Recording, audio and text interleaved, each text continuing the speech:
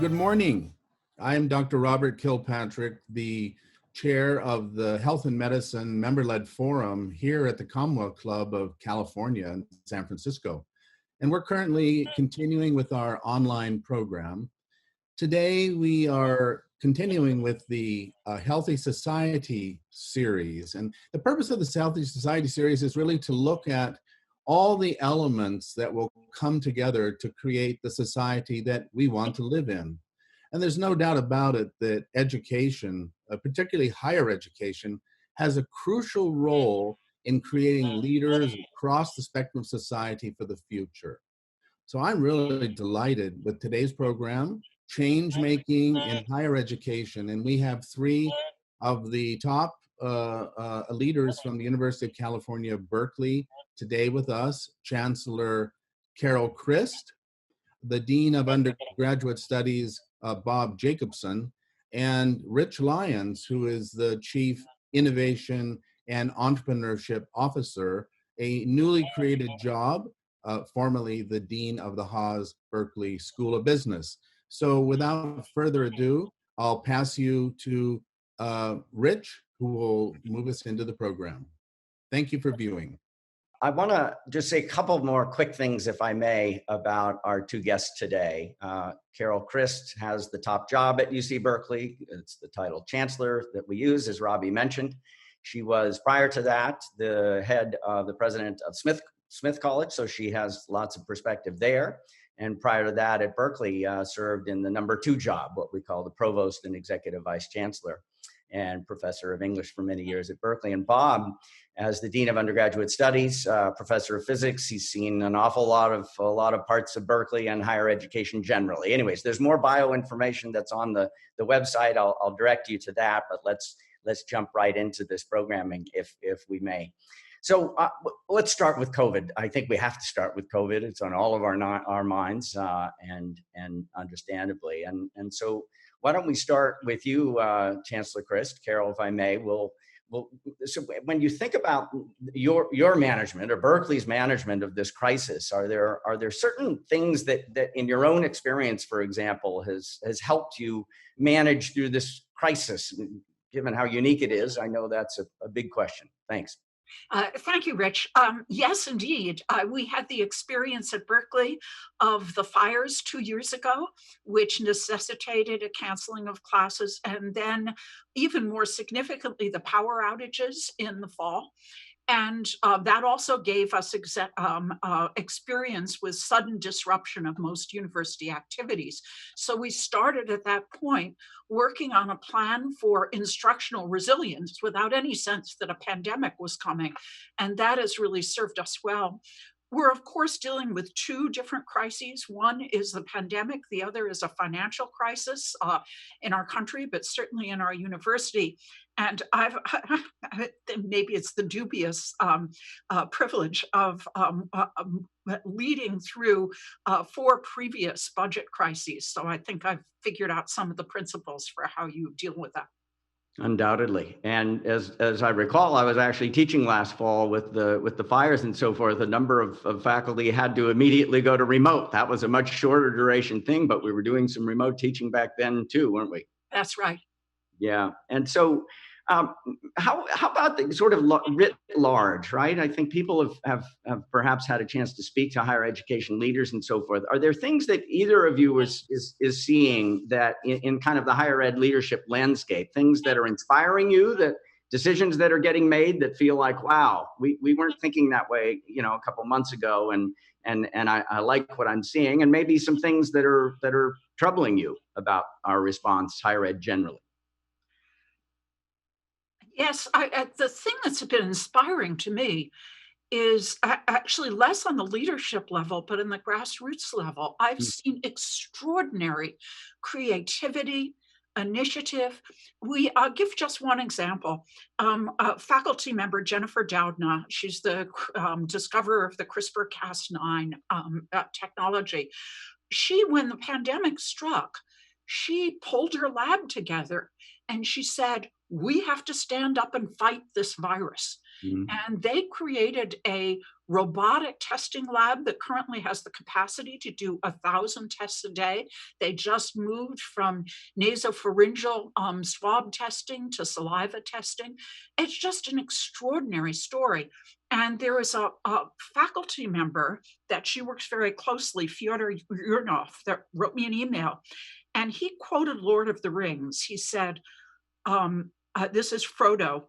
I wish it need not have happened in my time. So do I, said Gandalf, and so do all who live to see such times. But that is not for them to decide. All we have to decide is what to do with the time that is given us. And Mhm. that keeps echoing in my mind. So the examples that I see that are most inspiring are people that don't have to do anything. There's a group of graduate students that decided to mix up huge vats of hand sanitizer in their lab and distribute it to places like homeless shelters and prisons. So it's that is what I've found really to admire. Oh, I love that example. It's a terrific example. I think it's also, when we think about the societal ballast that the research that these wonderful institutions do, right? I mean, we are quite dependent, obviously, on that very specific human capital as we search for vaccines and therapeutics and so forth. But that idea of the agility of a lab that wasn't doing this or anything even quite like this, being able to do that, I love that example.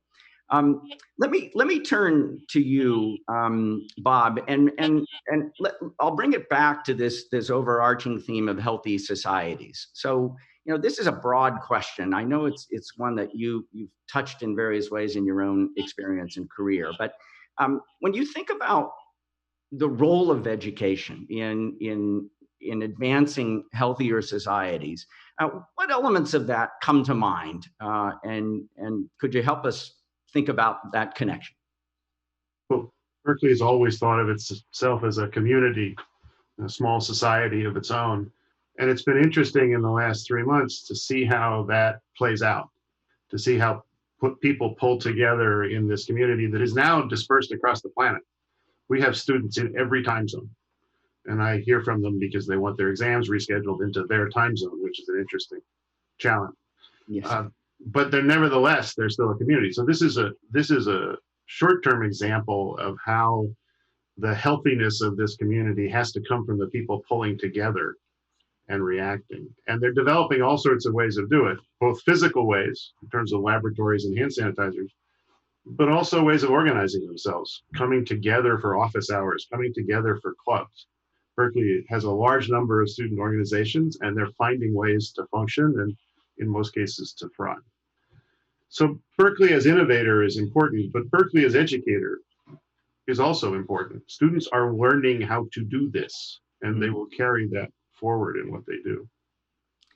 Well, and I think one of the most important strengths or capacities somebody can develop is resilience. And I think we're all getting a lot of lessons in resilience, but particularly our students who are having to figure things out. And I think they've been extraordinary.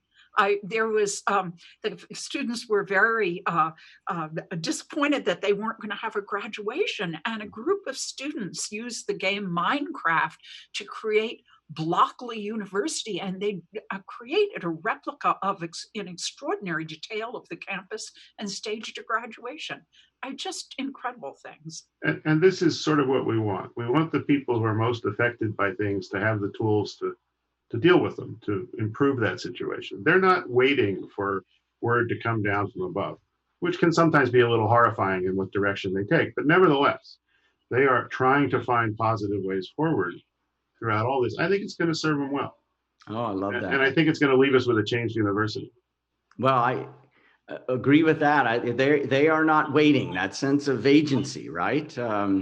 All of us as human beings, I think, yearn for a sense of agency in our lives, to be equipped to leave this world better than how we found it. And yet, that's an easy thing to say and a hard thing to do. And these kinds of very challenging experiences are I think, helping people to think about it that way.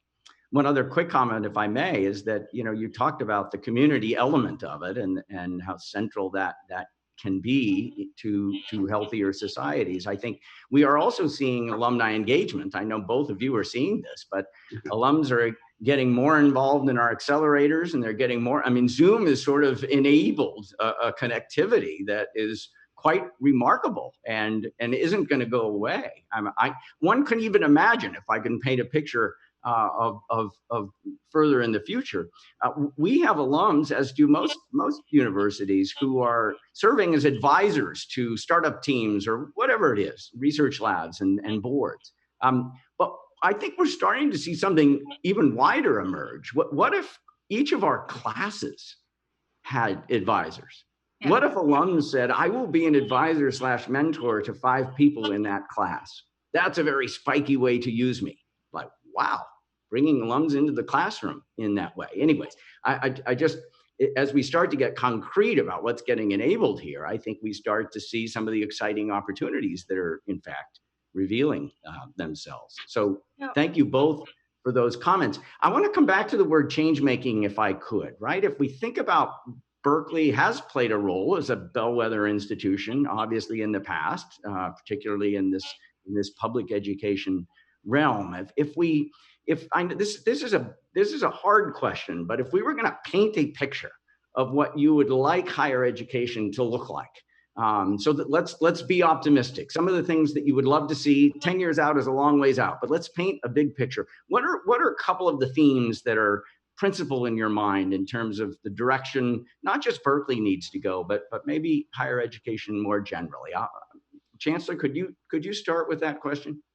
You know, a lot of faculty that I've talked to about this sudden move into remote instruction talk about it as discovering they had a muscle that they didn't know they had. And I think that the same thing is true institutionally. And what I think is going to happen 10 years from now, probably even fewer years from now, is we're really going to extend our reach in a way that we will be able to reach more people, be able to provide more access to the extraordinary instruction teaching that Berkeley has.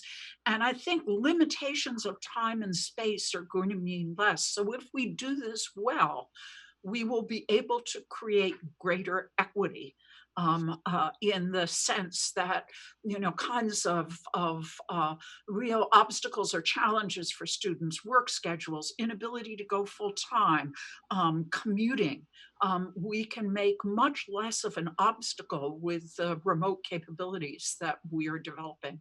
Oh, I love that point. I mean, it really is fundamental. I think it's easy for any of us to forget the many dimensions of what access means, right? It's of course socioeconomic, but it's also other things. Here's my family situation. I don't have the flexibility to attend a program that looks like that. And so how can you make this work for me? That is fundamental. And I appreciate your calling it out. Bob, anything on your mind on this front? I don't get to think largely, so let me indulge myself a little bit. Universities started as being the place you could go to get information because books were scarce. And then Gutenberg came along, but they didn't go out of business. They became about motivation and assessment. You would go to a class to help you study, to help you learn, and finally to get blessed, to get a hood, and whatever you get to go on. We've done that for 1,000 years. And then online came along, and we thought that was about distribution. Mm-hmm. But what I think we're learning now is that it's not. Mm-hmm. What it's actually about is providing a new form of motivation for studiers, mm-hmm. and almost teaching them to self-regulate, right? They can get information anywhere. They can, with your favorite search engine, they can find the information. This is about teaching them to learn it themselves, to know when they've learned it, and to start to use it to change the world. And I think we're thinking of online education differently than we did a year ago because of these changes. If I might add to what Bob said, one of my favorite books about higher education is called The Tower in the Cloud. And the title is a metaphor for how universities used to be situated around towers like the Campanile, because you had to be in the same place with the books and you had to be in the same place with the faculty. Now, no longer. And so there can be a different metaphor for the university. And I think what Bob is saying is so profound, Mm. because I think originally I would have thought, well, online, that means solitude, that means lack of human connection. But what I'm seeing is that we're creating different kinds of human connection that in some ways uh, are able to leap the boundaries of space and time, despite the students that want to take their exam in a different time zone. Mm. Super important points. I think, maybe one model for a lot of us, including me, N years ago, whatever number N is that, the way we've been teaching historically is here, and it is online, going to get close to that. How close could it get? And I think part of what you're saying is, no, there are elements, dimensions of what we're learning with online that are going to be better than the way we used to do it, right? Nobody's saying it is unambiguously better in every dimension. We know that there are challenges. If I may add one more thing, we're also messing with the agency of the students. What do I mean by that? Yeah. A student could always go find a professor in the hallway, right? It could always show up and knock on a door of a lab and say, I want to know more. And when we first went to online, it was very central. That those kinds of opportunities were not available. And so now we're in the process of figuring out how to do that, figuring out how to do things like ad hoc seminars and having lunch together with your research group and meeting other people. And a lot of that is turning into the students figuring out new ways of exerting that agency, of catching somebody in the hallways. And it's going to be very interesting because it's going to give them the opportunity to affect the world in much larger and distant ways. Oh, well, I mean, it hammers home. I love the point that university have always been bundles of services, right? Pretty complicated and interdependent bundles. And 10 years ago, when people said, "Oh, MOOCs are here, you're done," right? You're going to get disrupted. It's like, boy, that is, you're unbundling something that has been bundled historically for a reason. Now we're going to bundle it differently and sort of see parts of it that this emerging reality perhaps don't do as well as meeting somebody in a hallway. But I love the idea that agency is both being challenged and being developed as a result of this. That does feel fundamental to me. How about this question? I'll direct it to you, Carol. Public education generally, right? I mean, grossly oversimplifying, if there's public education and there's private education, do you feel like public education is becoming relatively more important or relatively less, or how do we think about that question?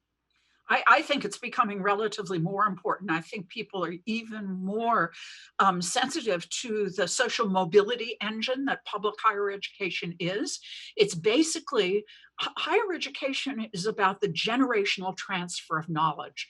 And we want to extend that transfer of knowledge to more and more both young people, but young people that come from diverse backgrounds. So there's the instructional part of our mission that I think is its evidence is even more important. And this pandemic has made it so clear how important knowledge and the advancement of knowledge is. And it's our universities that are really leading the way in the search for cures, in the search for vaccine, in the research about public health measures and strategies. So I think people are becoming even more aware of the role that universities in general, but public universities in particular, play of importance in society. Bob, anything you want to say on this one? I think the thing about a public university like Berkeley is quality at a size. We bring in students of so many different kinds and give them the chance to move forward with their lives. And that's just different. Our ability to continue to do that for the state of California is an interesting challenge because California is getting bigger and we still have 9 campuses. But the publicness of it touches everything we do. Yes.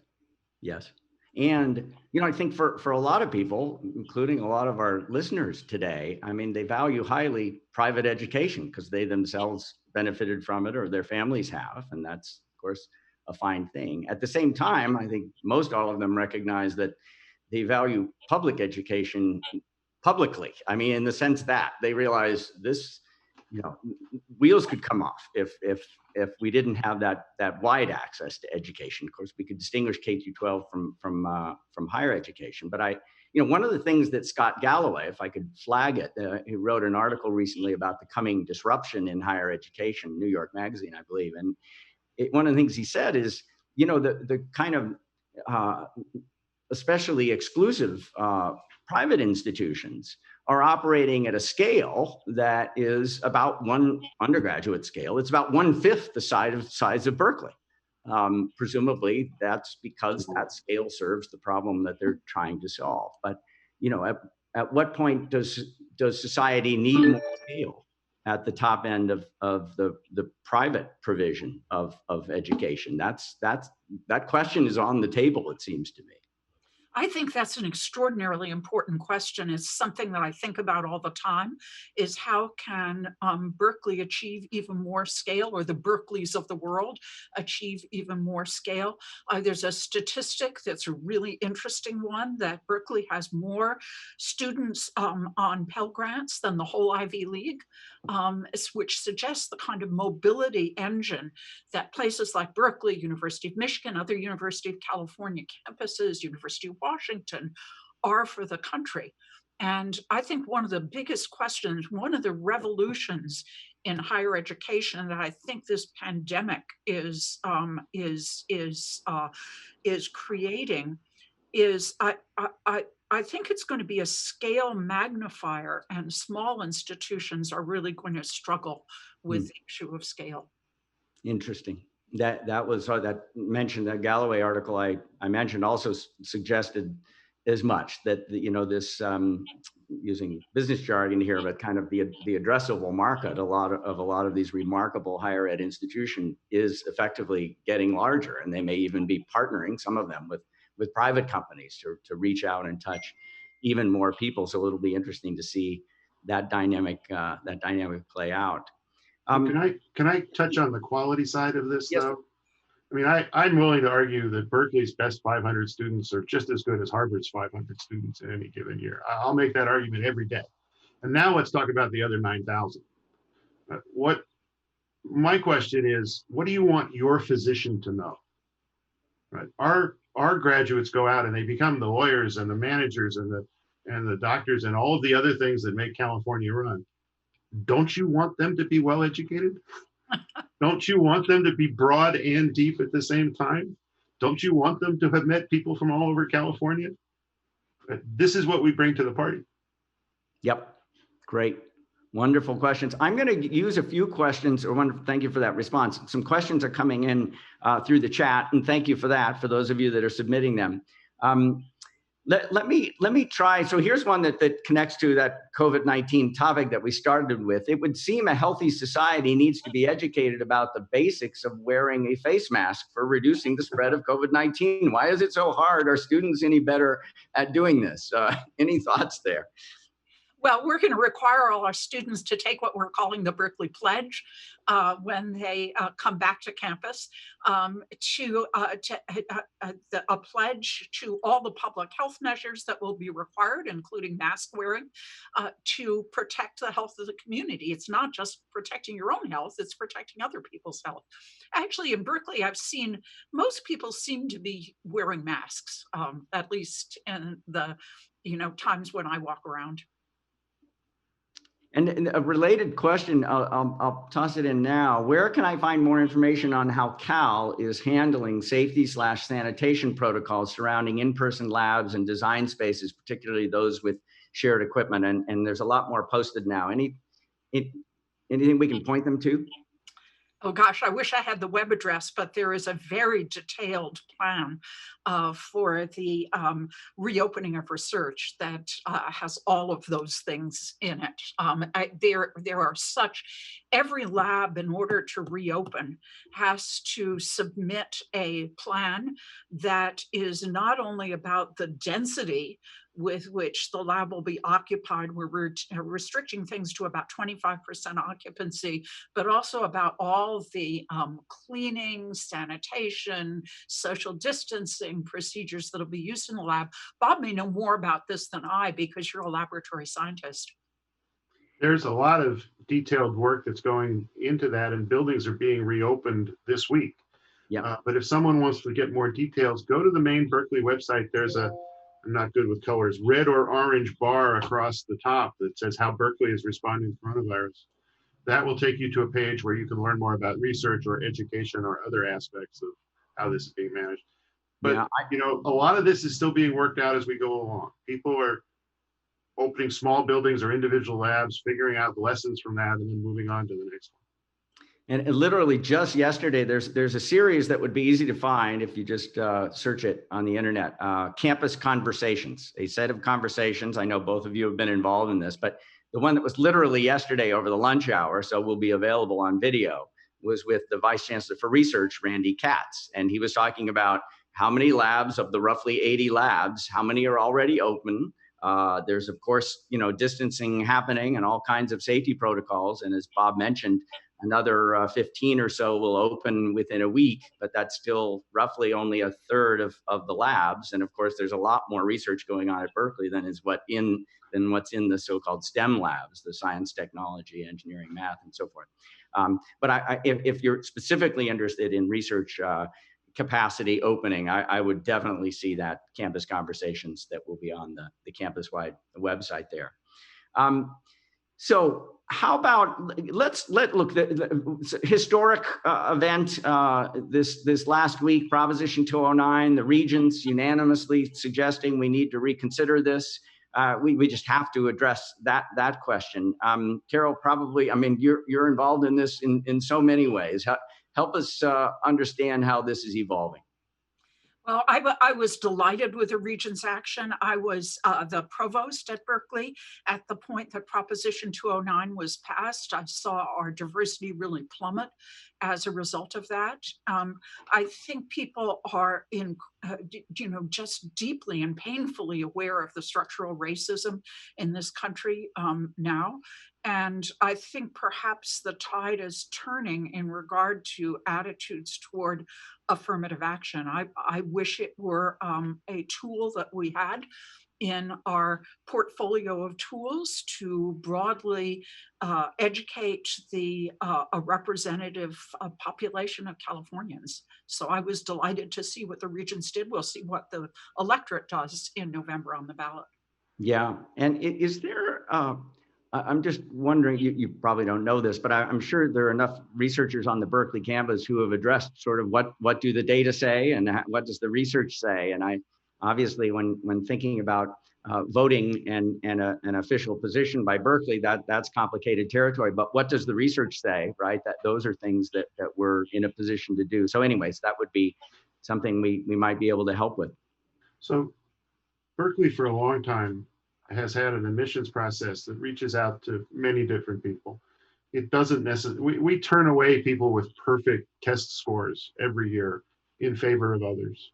And we have a long-term commitment to helping these students. So, you know, whoever you are, we will take you where we get you, and we will try to bring you as far along in your education in your 2 or 4 years here. California has a real challenge with the structure of its K through 12 schools. And we have done a lot to help on our end of it. And, you know, there's more we can do depending on how these electoral things turn out. Oh. But this is a challenge at every level. We have students now who we're in the process of trying to get 3,000 laptops distributed to people who don't have access to computers at home and are studying remotely. And figuring out how to actually bring people who have gone through very different structural experiences to the level we want to is going to be an ongoing challenge for us. We're going to work hard to step up to it, but it's going to be a challenge. And I think sort of almost any persuasion, political or life, what have you, most people feel that a principle like equality of opportunity is a very sensible way to think about organizing a society.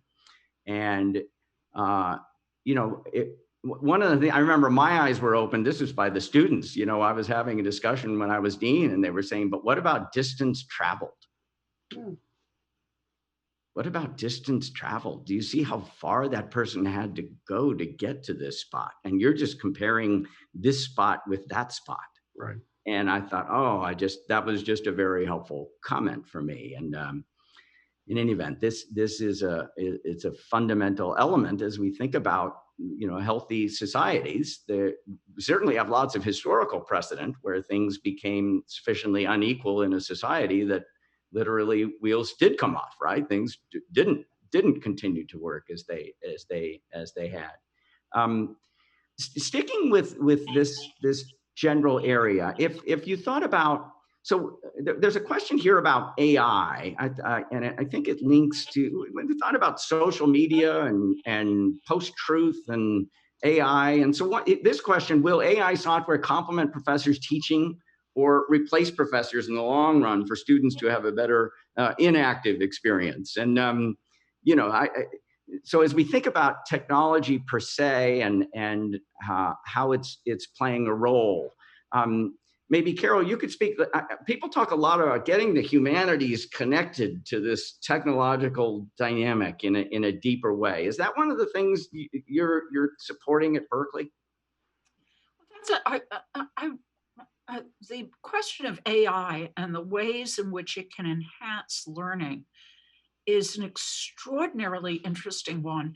There were a set of courses that were developed at Carnegie Mellon that I remember one was in statistics, and the way AI was an important partner in that course was analyzing students' answers and figuring out what they didn't know so that the instructor could be more effective in the instruction that he or she was providing. And I think it's AI analytics that are going to be really important to instruction and also advising, helping students get through their their 4 years in the best possible way, helping advisors and people in positions like Bob's understand when students are hitting a trouble spot before the trouble gets really, really big. So I think AI analytics can be an enormous a boon to education. I don't think they're going to replace in-person instruction. They're going to make it more effective. In regard to the humanities have been kind of late to the party, but I think that you know, people rightly understand that reading and writing is just a fundamental tool for whatever professional world you enter. And I think increasingly people understand that fluency in IT and data science is going to be a similar, really important capacity, and that we have to make that broadly available to our student body. Yeah, and you and the campus have through these, you know, this Data 8 class, for example, data science class, where the English major sits next to the physics major to pick your two majors, and they take the same class in introductory data literacy effectively. So that's important. And I want to just reinforce your point about scaffolding rather than replacing, right? Because somebody, going back to something Bob said, right? It's like, oh, Gutenberg Bible, we don't need the sage on the stage anymore. We've got the books. It's sort of like, well, that didn't replace faculty members. And I think this idea of, you know, from people are using this phrase, from sage on the stage to guide on the side, right? That there will always, right? You can't just unbundle this and say MOOCs will cover it. We don't need it anymore. Any more than any of us, if you said, well, I want to learn how to play the piano, and somebody says, well, just go look at the YouTube videos. You'll learn in an instant. It's sort of like, if it were that easy, you'd be doing it too. And so what is it about this sort of motivational element that Bob highlighted that is just absolutely fundamental to getting this done well? So there's a difference between an instructor who presents knowledge and an instructor who uses empathy to diagnose what needs to be done and conveys that information to the student. And, you know, to the extent that we are we're trying to get these students to self-regulate, to figure out what they want to do and then go out and do it. I'm not sure they will follow machines. I think they would be much better off following people who have done that and learning from their experiences. Yep. And as we think about kind of, I think our minds want to dichotomize between machines and people. One of the ideas, I mentioned that idea earlier about, is online going to asymptote and get close to as good as the way we've always done it, or are there elements that are better? But there was a company that was started at Berkeley just very quickly called Write Lab. And the idea was, think about the feedback that the feedback loop that we got when we were learning how to write. Okay, you're in second grade, you write a report, you submit it, 3 weeks later, you get it back, it's got a grade, maybe a comment on it, but that's not a feedback loop, right? So we all use sort of grammar and spelling checks when we write online, but we are getting to an AI level where we could submit a high school student's, 8-paragraph essay on China, and it could start to speak to whether there's a good solid topic sentence in that paragraph. Whether the thesis, like even if you're not a China expert, you could read that essay and realize, is this kind of a deep thesis or not a very deep thesis? Well, we can start to program that kind of thing, and we can get immediate feedback on our writing beyond just grammar and spelling. And it's like, wow, that would accelerate one's ability to learn how to write.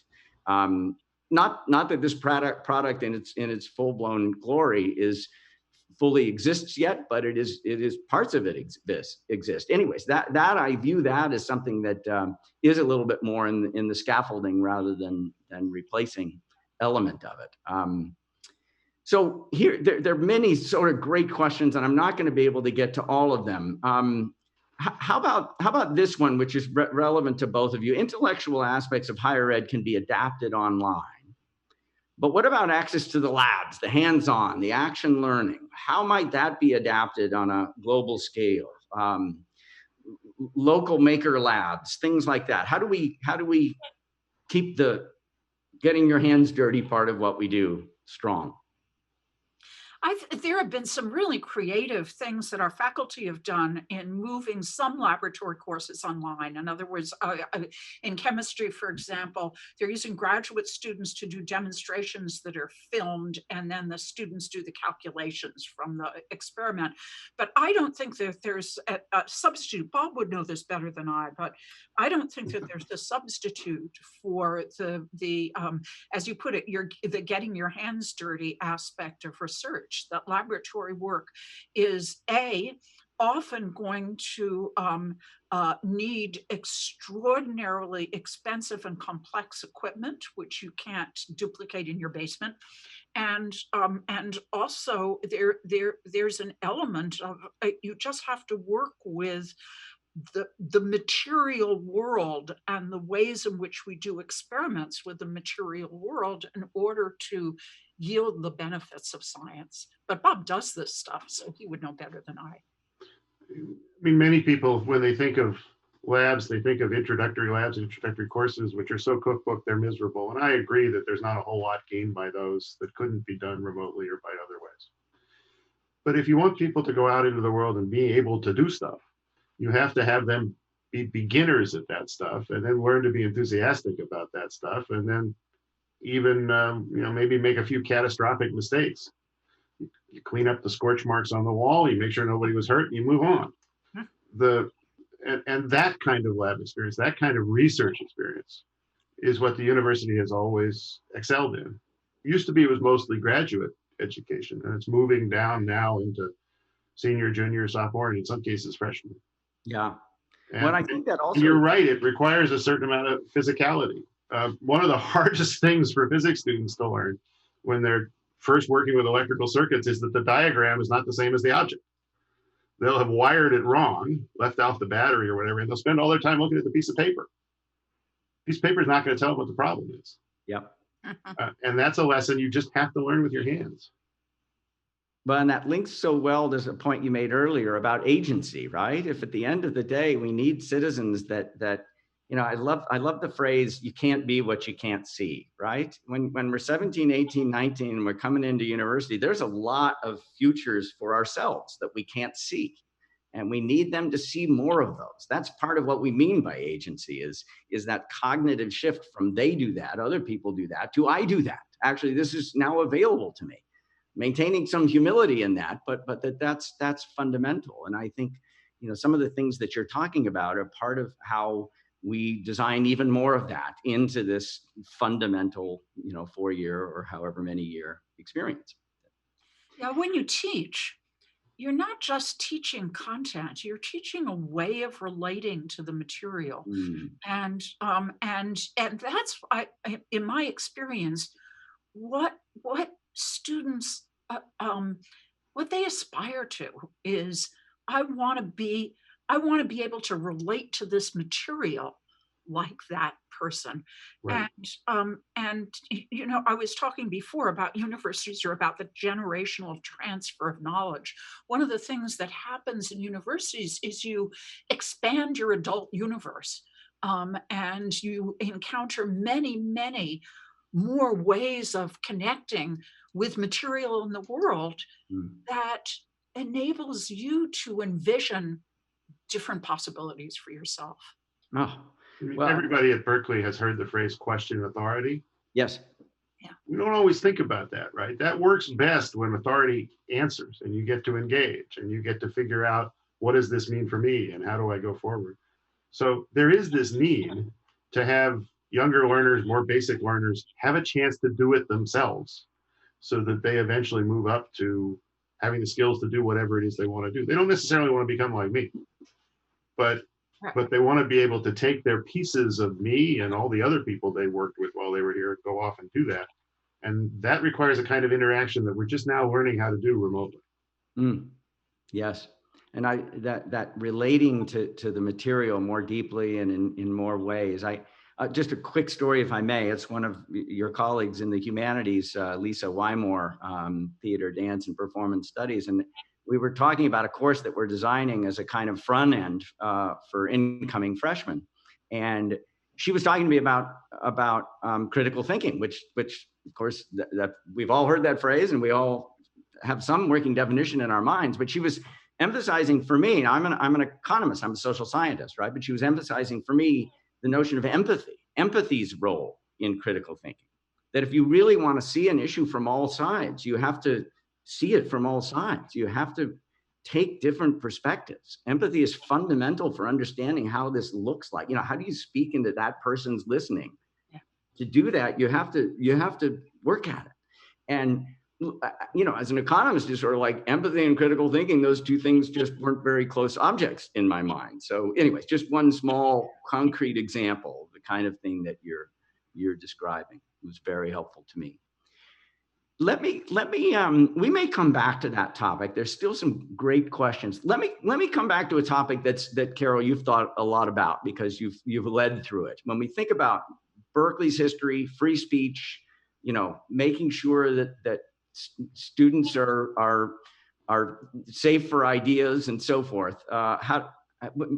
Anything over the last couple of years that has informed your thinking and your commitment to free speech?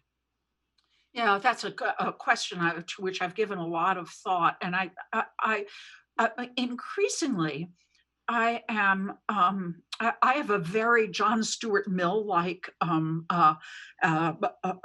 posture toward free speech. I really believe in the marketplace of ideas, but I'm increasingly aware, particularly in the world we live in now, of social media and fake news, that just because you have the right to say something doesn't mean that it's right to say that thing.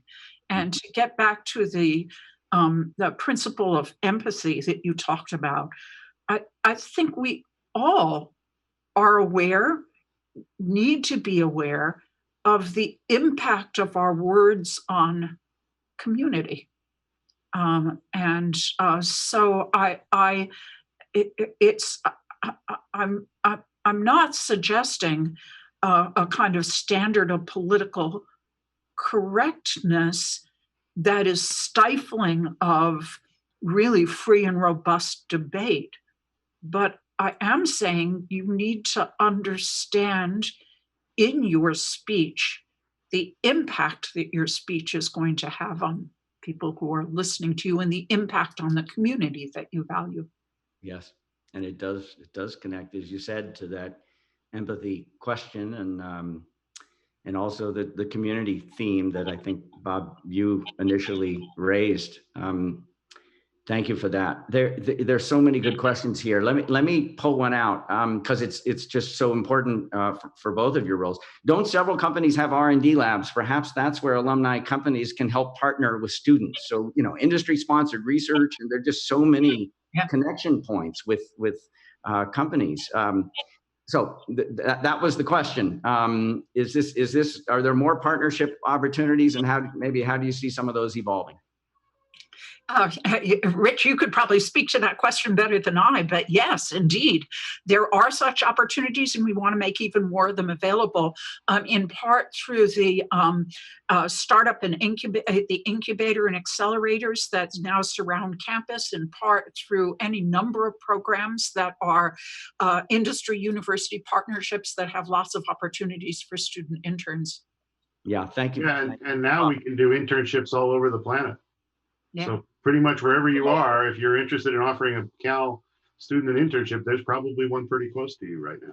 Well, and that'll also be interesting whether companies, having experienced this, may very well go to at least, partially remote internships as a norm in the future when it's no longer required, right? Because they are learning as we have from remote education.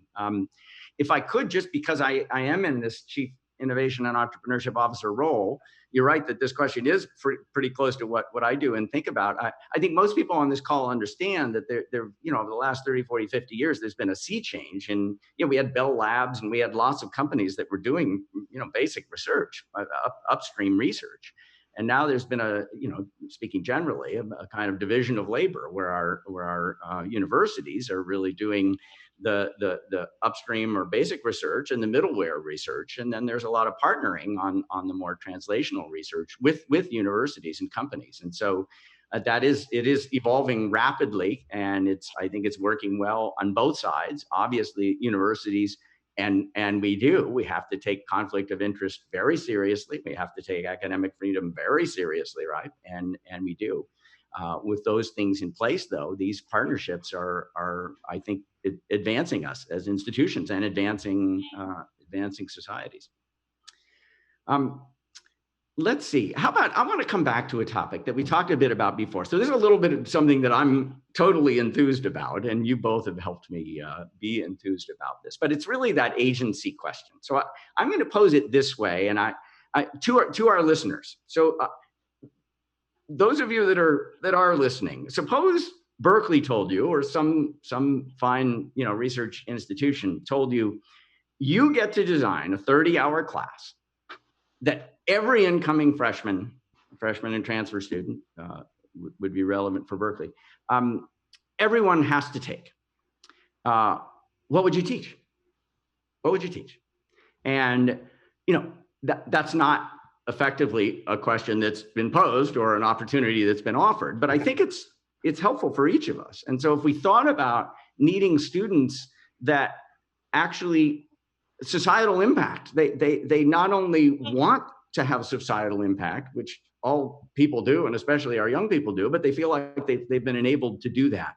And what would that class look like? So that's one of the things we've been working on at Berkeley is what would such a 30-hour, not as a requirement, but as a kind of demand-driven thing. Are students gonna want to take a class like that, and what goes in it? So I just, maybe Bob, I'll turn to you as you think about. You mentioned to me that this idea of, suppose we had a class called Curiosity, and we could stoke curiosity in everybody that comes to Berkeley. It's like, great idea. I think we've tried it. It's very, very hard. Could you talk a little bit about what you feel like everybody maybe needs a little bit more of? So it's hard to pick a particular single class because our students are so broad, but I think that's the thing we need to inculcate immediately from the first day on the campus. We need to be talking about the world is complicated. There's a lot of different things going on. Please don't focus in on your future job that might not survive. Even if you want to be a physics major, there's a whole lot more to the world, from philosophy to psychology to things that don't even start with P. And we need to generate this broad interest in being an informed citizen of the world as early as we can, particularly for students who have fought their way through a tough high school because their family wants them to get a job. That's a great thing. Being a contributing member of society is an excellent thing, but there is so much more that a long life requires to really make the contributions these people can. So I want an out of the box course. The world's a complicated place. Here's how you're going to start to put together your own set of skills to go out and do it. Yep. Anything you'd like to add, Chancellor, to that? Yes, I think what's important about such a class is less the content of the class than it is the kinds of things that you ask the students to do. The best classes embed in their pedagogy the enhancement of agency on the part of the student. Yeah. That you want to have projects that ask them to do, I mean, whatever is appropriate for the course. So there's obviously huge range of content areas, but that's what you're always seeking to do, is get the students to own and to engage rather than just be receptacles from some knowledge that you have. Yes. And, you know, there may have been, in some people's minds, there's been a generational trend perhaps away from that, right? The helicopter parenting and some of the other ways that we think about some of these trends may not be going in that direction. Real quickly, the class that I mentioned before, some 500 people in coming to Berkeley are taking on of their own free will. It's not a requirement. We're calling the Berkeley Changemaker. And that idea of, you know, infused with Berkeley values, like question the status quo, like beyond yourself, a sense of stewardship for something larger. So there's a values anchor undoubtedly to it. But I think in essence, it really goes in the direction that both of you mentioned. And that is, look, think about ourselves. When I'm 15, 16, 17, 18, you can't help but think of your impact on the world, on society, as being that of an individual contributor. That's just the way people are coded. But people start to realize as they mature that their largest impact on the world will come by working through and with other people. That's a fundamental psychological transition. You're not going to affect that in a 30-hour course, but you can start people thinking about, how would I build a team? How would I motivate some people to go in this direction that I want to get, even if I don't have any formal authority over them and am unlikely to have that? That's some of the stuff that's in this course. And I think we all agree that however a greater sense of agency and a greater enabling of agency can be achieved by institutions like Berkeley, it feels like there's room for more. Yeah, that's really interesting. I mean, the United States higher educational institutions are different from their European and their Asian counterparts in having lots of clubs and having sports as a central part of college life. And I've often thought about that and thought, that's really interesting that this is a different model. But when you talk to alums and you ask them a question, I often ask them, what is the thing that most changed you in your time at Berkeley? They often will say, it was the student organization and the role that I played in it, or what it was playing on the football team. And I think the way you connect it, if you're a very serious intellectual, as I am, you know, something a little dismaying about this, but then I started to understand it really is this sense of agency within community that you were talking about that's important in those experiences. It's a great phrase. I mean, the undergraduate experience really should be halfway to the real world. Yeah. There are some things that the real world should not intrude on, but we should be halfway there. We should be setting up students for their journey from being a 17-year-old high school graduate to being a 28-year-old settled into a path and starting to make a real difference. And that's a lot of different things. That's not just classes. That's not just everybody needs to learn math.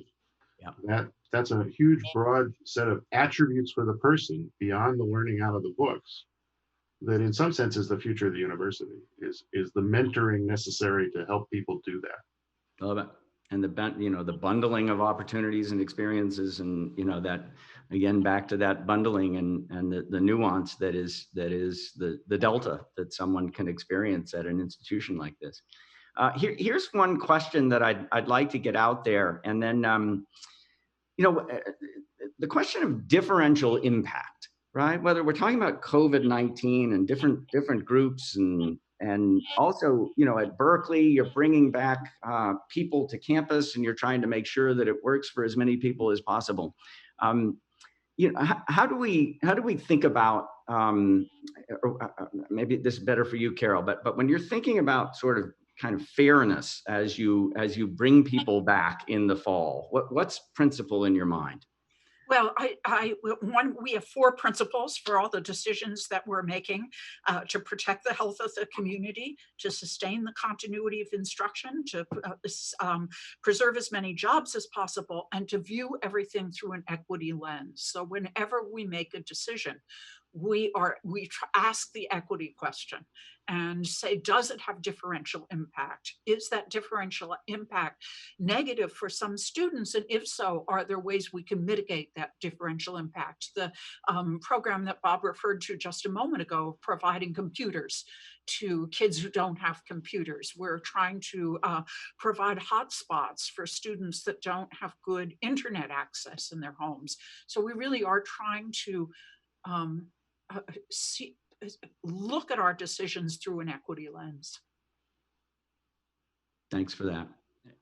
I am going to do a couple more from the list here because they're just some terrific questions.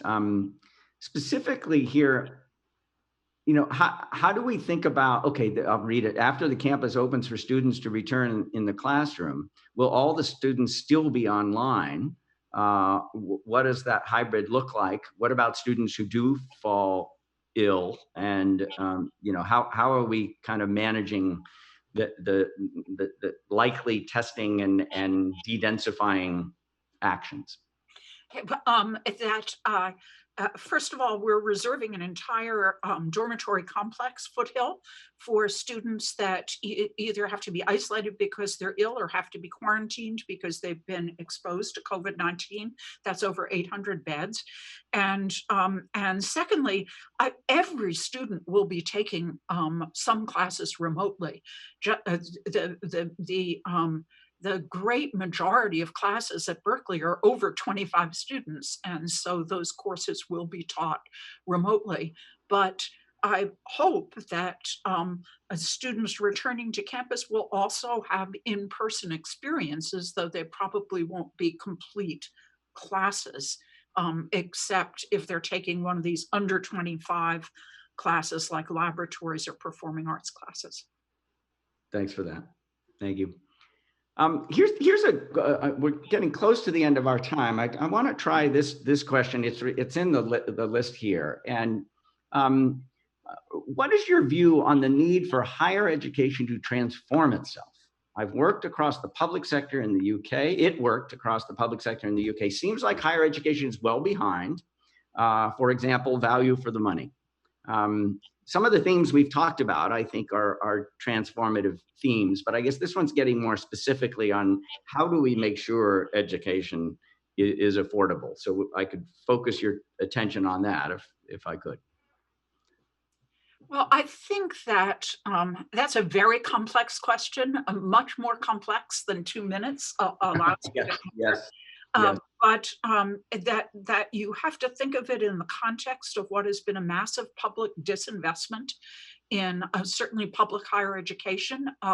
The burden of paying for public higher education has shifted in most states in the United States. From the state tuition, if you look at Berkeley's budget or the University of California's budget, those 2 parts of it, the state contribution and the contribution from tuition, have flipped essentially. In private universities, the answer is more complex and has a lot to do with financial aid. If we hold the goal that we want to provide access, whether we're a public or a private institution, then there is inevitably a cross subsidy in tuition. it's more complicated than that, but that's it in short. Yeah, thank you for that. It is a very big question. And thank you for those I- thoughts. Please, Bob. There's certainly issues of how the money flows and things like that. People can have different opinions as to whether certain costs are reasonable. But I think the fundamental question is that we haven't made clear why this is a valuable thing. I talked to a lot of students who are coming out of communities where, suddenly they say, well, what if I can't get a job that pays an extra $10,000? Why would I go to Berkeley? It's like, damn, that's not the question. The question is, what's the difference it's going to make to your next 60 years of your life and what you can do for the world? And we haven't really figured out how to help a lot of people understand that. That's a tough sell. Yep. And we can get better at that, but that is a fundamental reframe, isn't it? The demand, of course, for high quality higher education is still very much there. There was some early work done on, isn't that just purely a credentialing phenomenon, that people want to credential rather than, the bundle of services that you're providing? But I think the way you've reframed it makes it clear just how unique and valuable that bundle of opportunities is that makes a great research university. Yeah. Well, we're at the point now where, we do have a couple more minutes. Just maybe a final statement. If either, both of you, some quick final thoughts, I would love to hear them. We'll start with you, Carol. Thank you. Thank you. The last literary essay I wrote was on dystopian novels. I was really interested in the fact that writers who didn't write science fiction particularly were writing these dystopian novels in which things like a pandemic or climate change had changed the world as we know it. And in these novels, things inevitably devolved into a kind of anti-Eden in which people were constantly at war with each other. And I've thought often about those books now that we're in a real pandemic, and thought, well, the story is so different. The stories that I see are people coming together and dealing with an unprecedented and very challenging situation, but by trying to make the world better, trying to cope with this incredible challenge. So that's what I'll leave you with. Oh, I love that. Love that message of hope. Thank you for that, Carol. Bob, to you. So higher education, University of California more broadly, Berkeley in general, really is valuable for young people when we can engage them in the full panoply of what we do. Research, service, even educating their colleagues, and make them junior partners, eventually become senior partners in the development of knowledge and the changing of the world. And that's been our commitment for at least the time I've been here. And so, okay, circumstances are changing, technology is changing, but that's the fundamental that we're trying to move forward in undergraduate education. Couldn't agree more. Both of you. Thank you for the service that you're providing. It's a remarkable time. We all know that, and you're helping us see things that we weren't seeing as clearly, and you're helping continue to expand the opportunities that these young people are getting a chance to see. So I'll turn it back to our host here, Robbie Kilpatrick, and in this Healthy Societies program that is right on target in terms of all the elements of how we get better and better as a society. To you, Robbie. Well, thank you, Rich. What a remarkable discussion today. I am personally so excited to see Berkeley leading the charge in terms of reforming higher education in the United States and perhaps the world. Berkeley is the leading public university. And what I was pleased to see was 3 individuals in positions of power with powerful minds and powerful hearts. And I think that combination, empathy, is valuable. So thanks to Carol Christ, who's the Chancellor of University of California, Berkeley, Bob Jacobson, Dean of Undergraduate Studies, and Rich Lyons, who's the Chief Innovation and Entrepreneurship Officer. The motto of the University of California, Berkeley is Fiat Lux, which I think in English means let there be light. And I think that today's discussion definitely was Fiat Lux.